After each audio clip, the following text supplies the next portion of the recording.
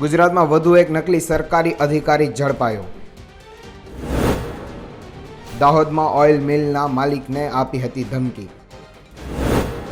3 લાખનો તોડ કરવાનો હતો પ્લાન. ગુજરાતમાં તો જાણે નકલી અધિકારીઓનો રાફડો ફાટ્યો હોય તેમ લાગી રહ્યું છે.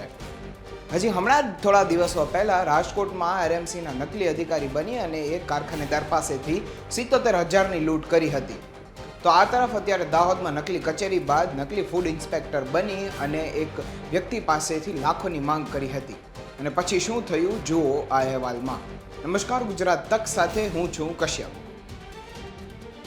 દાહોદ જિલ્લામાં નકલી કચેરી બાદ ફૂડ વિભાગના બની બેઠેલા નકલી અધિકારીઓ દાહોદ નજીક આવેલ ઉસરવાણ ખાતે મહાલક્ષ્મી ઓઇલ ડેપો નામની કંપનીમાં 4 જેટલા ઈસમો આવે છે અને ત્યાં ફૂડ અધિકારી છે તેવી ઓળખ પણ આપે છે. બની બેઠેલા અધિકારીઓએ ઓઇલ મિલમાં નકલી ઘી બને છે તેને લઈને કેસ કરવા માટે આવેલા છે તેવી વાત કરી હતી. જો કેસ ના કરવો હોય તો 3 લાખ આપી દેવા મિલના માલિકને રજૂઆત કરી હતી. જે બાદ શંકા જતા દાહોદ બી ડિવિઝન પોલીસને આ વાતની જાણ કરવામાં આવી હતી. ફરિયાદ થતાં પોલીસ ઇન્સ્પેક્ટર સહિતનો સ્ટાફ મિલ પર પહોંચ્યો હતો.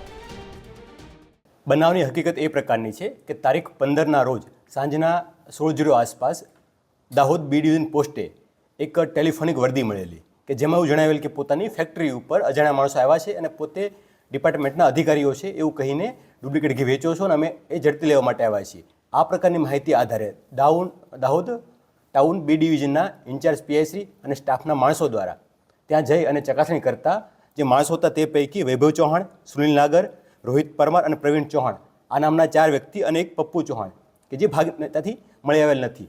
આ 4 લોકોની હસ્તગત કર્યા હતા અને એમની ઝડપી દરમિયાન તેમની ગાડીમાંથી માઉઝર પિસ્ટલ અને રાઉન્ડ પણ મળી આવ્યા છે. તો આ અન્વયે આર્મ્સ એક્ટ મુજબનો ગુનો દાખલ કરી આગળની તપાસ હાલમાં ચાલુમાં છે. તથા મહાલક્ષ્મી ઓઇલ ડેપોના નીરજ રેવાચંદ મામનાણી છે એમની ફરિયાદ ઉપરથી આ લોકો ઉપર પોતાની ખોટી ઓળખ ઊભી કરવા માટે, ગુનાહિત કાવતરું રચવા માટે અને એક્સ્ટોર્શનની કોશિશ માટે આઈપીસીની કલમ 120B, 170, 511, 384 મુજબનો ગુનો દાખલ કર્યો છે અને બંને ગુનાની તપાસ હાલમાં ચાલુમાં છે. વિગતવાર તપાસ કરવા આ પ્રકારના અન્ય કોઈ બનાવ બન્યા છે કે કેમ, અન્ય શું હેતુ હતો, અન્ય કોઈ પ્લાનિંગ હતું કે કેમ, એ તમામ દિશામાં કામગીરી કરી આગળ કામગીરી કરવામાં આવશે.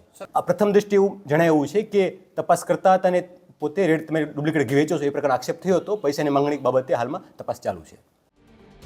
હાલ દાહોદ બી ડિવિઝન પોલીસ દ્વારા 5 ઈસમ વિરુદ્ધ પોતાની ખોટી ઓળખ આપવા તેમજ આર્મ એક્ટ મુજબનો ગુનો નોંધી કાયદેસરની કાર્યવાહી હાથ ધરાઈ છે. તેમજ તે તમામ અગાઉ કોઈ ગુનો કરેલ છે કે કેમ તે દિશામાં વધુ તપાસ હાથ ધરેલ છે. આમ મિલના માલિકની સતર્કતાને પગલે 4 ઈસમોને ઝડપી પાડ્યા છે અને વોન્ટેડ આરોપીને ઝડપવા માટે પોલીસે ચક્રો ગતિમાન કર્યા છે.